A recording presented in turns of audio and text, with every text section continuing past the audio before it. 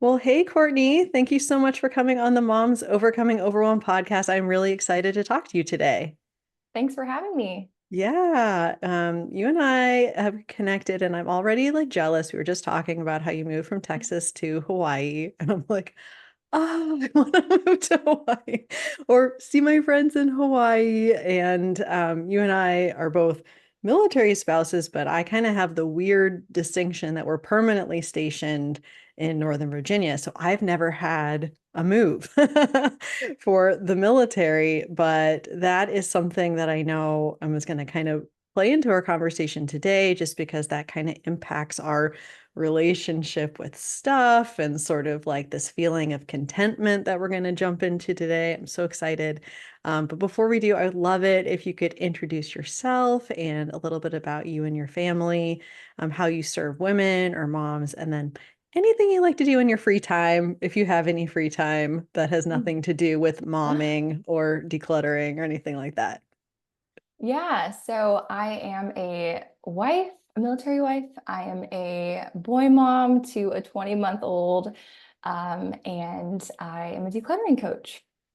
We did recently move here to Hawaii. It is beautiful. We really love getting to spend time outdoors, and it's kind of hard to be here. So we definitely are outside exploring. We go to the beach. There's some beautiful botanical gardens here. It is so peaceful and awesome. So we love doing that. I also really like to read in my free time. Have been reading some good books lately. And I am really passionate about helping women declutter their homes. I have a really personal and genuine yet laid back approach to decluttering. When I started, I was just kind of figuring out what I was doing. I think I had a little bit more, I had a few more rules that I maybe plugged into the mix. If you buy one thing, get rid of Mhm. something, and I think that's helpful and I think it's a great guideline.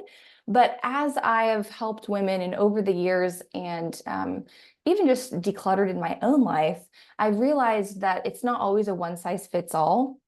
And you can actually make more progress when you have more of that personal approach by asking yourself questions or by me asking clients questions to really help them answer and determine what is most important to them in life Mhm. instead of having a checklist where it doesn't feel as tailored to you, your season of life, what matters to you, and things like that. So Mhm. I really have fun with that. And I also help women find contentment in life, as we will talk about later. Um, and really work through the emotional side of clutter, which I have found to be um, a huge part of the decluttering process. Yeah, I do find a lot of times over the years, I feel like I give permission slips all the time because people will be like, well, how many coffee mugs can I own? And how Mm. many pairs of jeans can I have? And it's like, I'm not going to give you a number because it depends on what matters to you and like your capacity in this given Yeah. season of your life. But a lot of people, they kind of gravitate more towards that sort of numbers, like legalistic side of it. But I totally agree with you, kind of approaching this with compassion and Mm. grace, and to understand, especially when it comes to more the emotional side of it, that you do have to sort of ask yourself some questions that are not sort of the orthodox, like, do I use it? Or or Yeah. the does it spark joy or any of this stuff. It's just kind of more like the memories attached, and there's a lot of like emotion that can come from that. And I feel like especially for moms, because your son and my boys were kind of like in different seasons, but there are these changes that are kind of occurring from them becoming more independent, and like mommy becomes mom, and now they're calling me bro, which really bothers me. But just kind of that transition, and just kind of like, wow, our relationship is changing. I'm wanting to hold on to certain things from different like seasons of their life. And Mm. I think that it's wonderful that you're able to really meet women like where they're at, and to be able to guide them through that. It takes a special personality to be able to help them with that. So that's wonderful. Thank you. So I found out a little bit about kind of your story and your background as far as kind of how you came to this, but how have you, through your decluttering and minimalism journey and simplicity journey, how have you started to define kind of what this like simple, intentional life looks like for you and also your family? Yeah.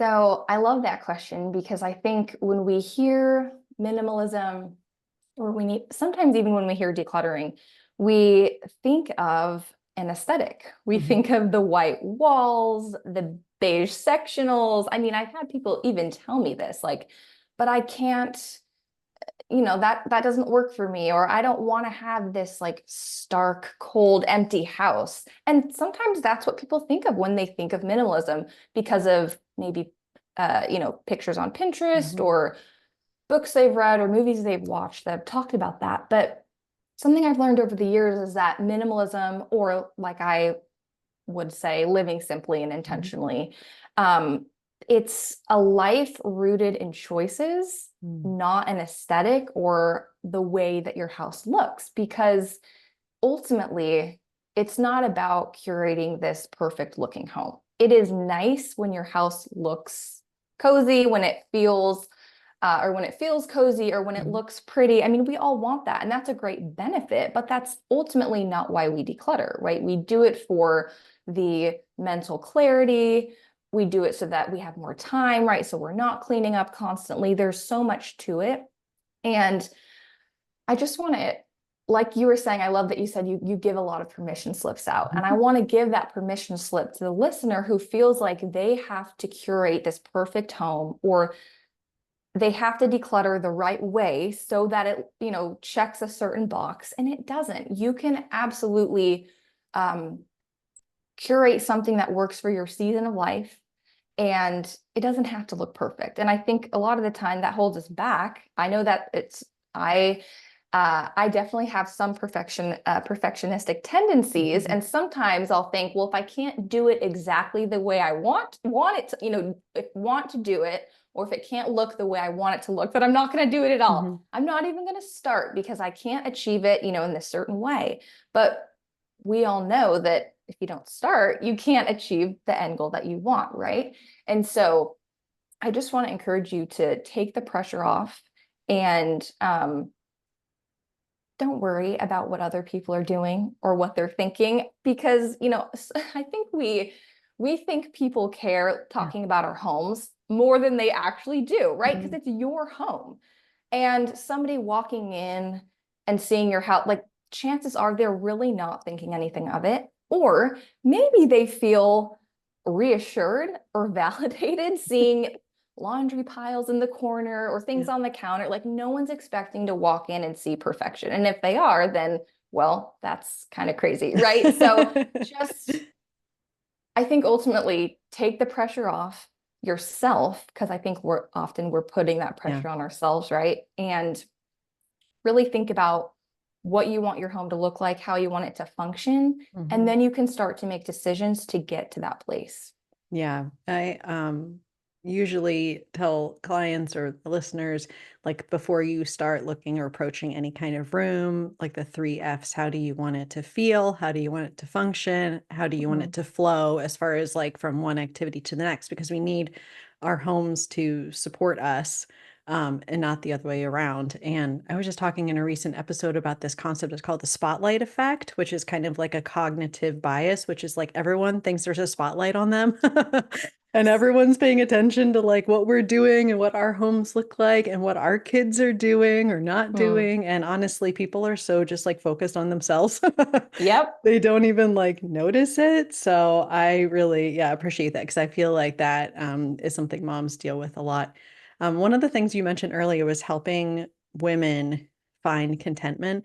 And I feel like this is a really difficult journey. I know for me, it's ongoing. I think it's really hard because we're in this culture of consumption. We're in the culture of you are not enough, you do not have enough, nothing is ever enough.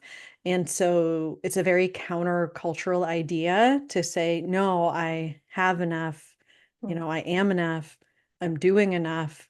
Yeah. And I do not know any mom that I've ever met that feels like she's doing enough, myself included.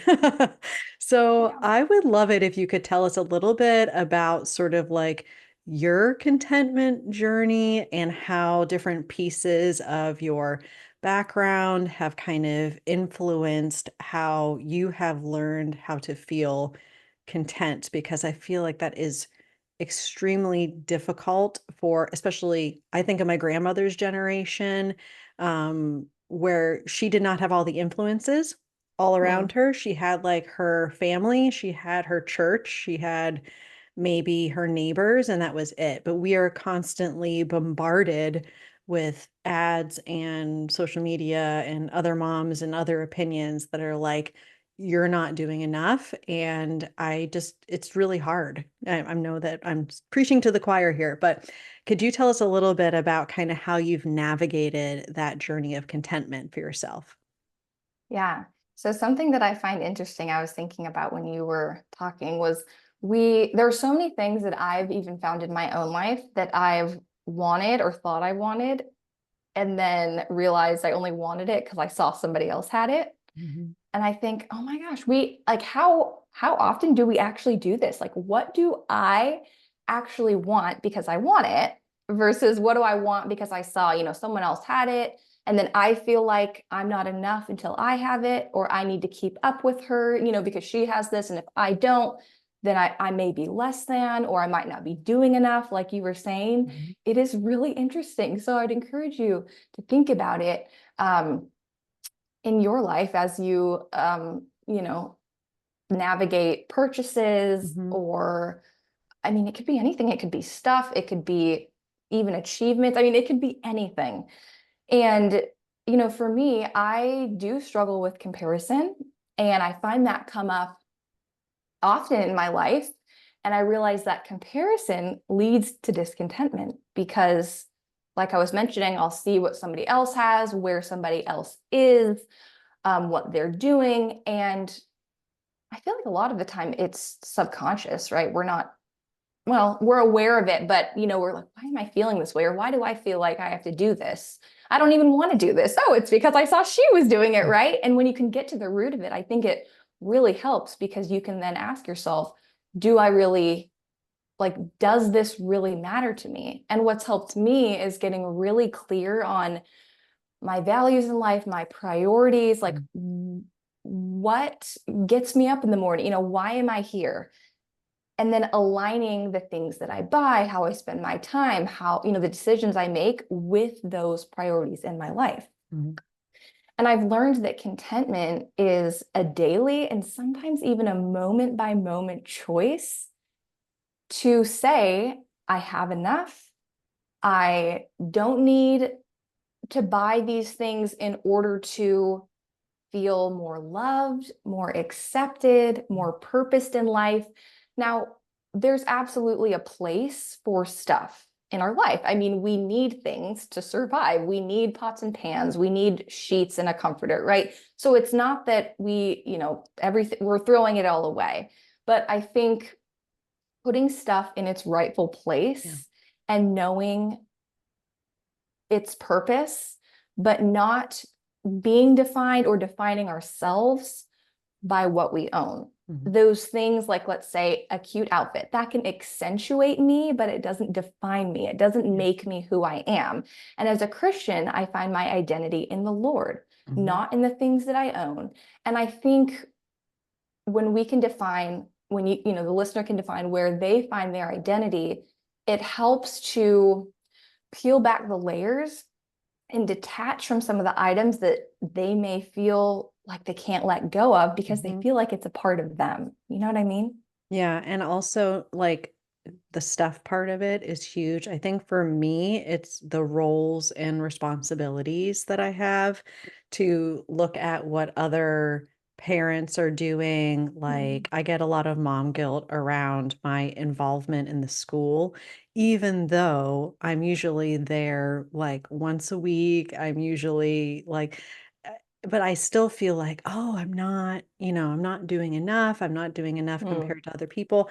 So looking at my role as like mom or my role as managing my home when things are not always like the way I want it to be, and also kind of what's going on in our head. You were mentioning mm, like the comparison, and just like, well, why, like asking yourself, like, why do I think that a good mom wouldn't be ordering pizza tonight, which is what I'm doing?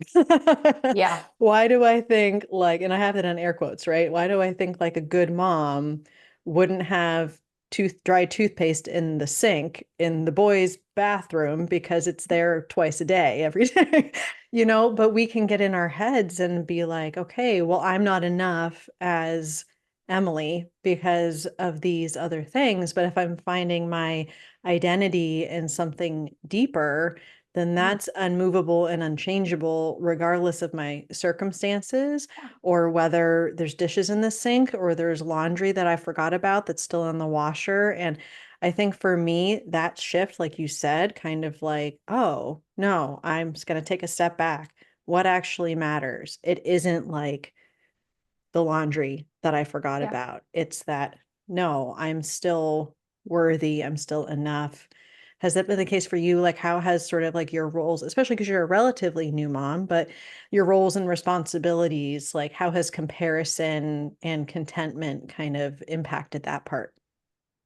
Yeah, I am a new mom and we just recently, or newer mom, and we just recently moved. And I'm also in a, I'd say new or different season in my business where, before I had my son, I could work, any day of the week, any hour of the day. But now it looks a lot different. And I am in kind of a slower but more intentional season in business. And I think it's easy to, whether in motherhood with the things I'm doing or not doing, or in business, the work that I'm doing or not doing, or the time that Mhm. I have, or, or the goals that I'm achieving or not achieving, right? It's definitely for me, like I was mentioning, that conscious choice to know my season, which that has been so helpful for me. And I talked about that recently on Instagram, like know your season and adjust your expectations or Mhm. set those expectations accordingly, right? This is not the season to, um, achieve all the things in my business. I really want to be present with my son, and that's my priority, right? And so I think being aware of that and then taking that next step to be content and to appreciate what I have right now instead of the constant longing or chasing after something that just isn't for right now. Mhm.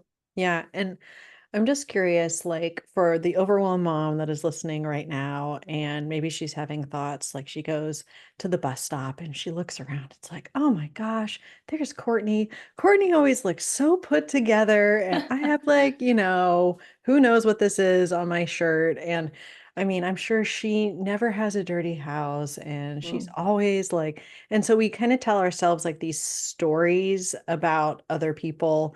And what are some like practical ways that we can kind of take it back, get to that 30,000 foot view where we're able to more remember our values, remember what matters, to remember that, contentment and feeling of enough. What are some of the things, like if you ever start kind of spiraling, that Mm. help kind of bring you back to that?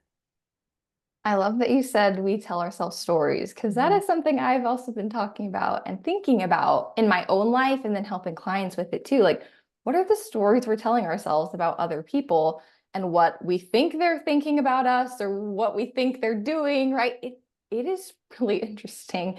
And that reminds me of a podcast episode that I recently listened to. Um, with Jen and Jill from the Frugal Friends Oh, podcast. mhm. Um, and this episode was all about how influencers are lying to you about their lifestyles. It is so interesting. Anyway, so um, Jen mentioned when you are on Instagram, think of it as if you're watching little snippets of a mini or little mini TV shows.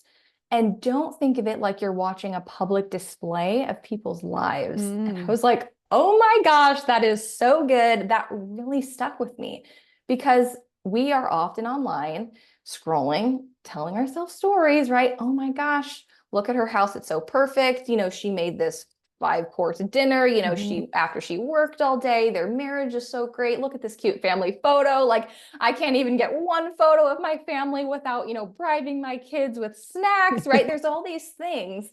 And I think it's important to be aware of that Yeah. when you're online. You don't necessarily have to go and unfollow everyone or delete the app because I just don't think that's realistic unless it is for you. But for Mhm. most people, it just isn't. I've done that before, haven't really done it recently because it really doesn't work for me to like, let me just, let me delete it and be done with it. Yeah. But having that mindset when you're online, I am seeing glimpses of people's lives. I'm not seeing their full life on display. They are choosing what they share online, and that's okay. We don't, and some things will be staged. We know that there's marketing, there's business. I mean, not Mhm. everything's real, and some things are real, but again, we're only seeing a tiny piece of the pie.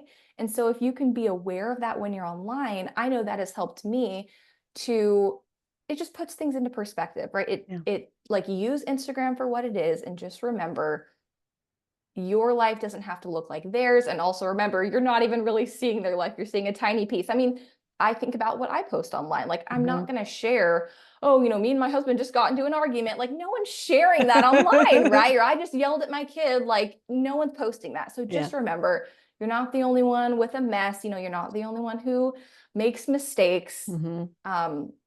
That has really helped me when I'm online. Yeah, that's really great. I actually, in preparing for this conversation, I was just kind of, writing and I wrote down content doesn't always make you content. Because, Hmm. it's like So spelled the good. same way. Yeah. I like Yeah. play on words, right? But just when you're consuming, like when we're consuming content, when we're consuming information, and it could be really like innocuous where it's like, okay, well, I have like 10 minutes that I'm waiting here in the pickup line. I'm just going to scroll. And it seems like whatever, innocuous, but then you end up like being done and why do I feel so horrible about my life? Mm. Yeah. And so just recognizing that, like you said, like what boundaries do I need to put in place? But also just sort of in real life, like the people that we are around and hanging out with, like, do you have any mom friends that, you kind of will go out for a drink with, but then they're very like snarky, like they have, like you need to be paying attention to who you surround yourself with Mm. because that is influencing the voices that are coming. And just because maybe you were friends with someone in a different season doesn't mean necessarily that in this current season it makes sense. You know what I mean? To like still be friends. And I have found that I have to really understand like who are the what did my husband say? Like energy vampires are Mm. that are just kind of like sucking the energy out of you when you Yeah. have limited energy to begin with. And as I get older, I feel like I'm more confident to be able to kind of like let those relationships go and then be able to focus on the things that are more like life-giving rather than life-draining. Yes, I totally resonate with that. And I am definitely an introvert. I don't know. I mean, I don't know if I'm an no, extroverted introvert. Yeah. Anyway, like I like my alone time. I need that. But I do also need a good amount of, during the week, getting out with my son, meeting a mom friend and her kid and letting the kids play while we chat. Like I definitely need that. So that being said, I am pretty intentional about who I spend my time with Mhm. because, I only have so much that I want to exert or, so much energy that I Yes. want to exert to be social. And so, I want to be pretty, yeah, I want that to be like an intentional time. Hmm. And I don't want to feel drained afterwards, right? So Yeah. you do have to be, yeah, selective about who you're spending time with. And like you said, who is speaking into your life. Hmm. Yeah. And this is just really, it always helps me because I've just been in this couple weeks where things have been really busy. One of my least favorite things is feeling like I'm disappointing people, you know. Mm. And for me to just kind of relax and be like, no, like I'm exactly where I'm supposed to be, and have that sort of reminder of contentment and gratitude for where I'm at. So this has been a really helpful reminder for me. So thank you. I always say like my podcast interviews are like therapy for me. It's always what Yes. I need in the moment. But can you please let everyone know like the best way to connect with you? Yes, you can find me on Instagram at Declutter and Dwell. And then I also have a free 3-day email series called Decide to Declutter. Mm. And each day you'll get a little bit of encouragement and then one action step you can take to start decluttering your home. Oh, wonderful. We are all about the like small action steps around here. So I will be sure to link that in the show notes. Thank you so much, Courtney, for coming on the show. This was such a wonderful conversation, and it's just been a real joy to talk to you today. Awesome. Thank you so much for having me. I enjoyed this.